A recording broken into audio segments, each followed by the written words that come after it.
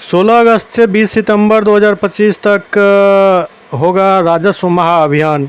कार्यक्रम की सफलता के लिए सभी जनप्रतिनिधियों जैसे प्रमुख, मुखिया, सरपंच आदि को जिलाधिकारी के द्वारा पत्र जारी किया गया है। इस कार्यक्रम की सफलता के लिए व्यापक प्रचार प्रसार भी किया जाएगा। जिलाधिकारी दरभंगा कौशल कुमार की अध्यक्षता में राजस्व महाअभियान की सफलता के लिए अंचलाधिकारियों को 1 दिवसीय प्रशिक्षण दिया गया। जिलाधिकारी ने कहा कि 16 अगस्त से 20 सितंबर तक राजस्व महाअभियान का संचालन जिला के 1314 मौजा में किया जाएगा। इसमें भूमि संबंधी विवाद समाप्त हो जाएंगे।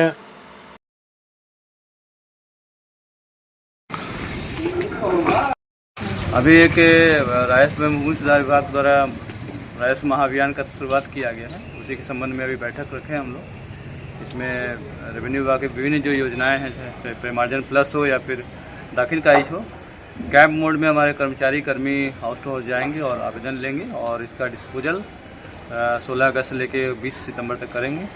इसी की समीक्षा बैठक में रखेंगे।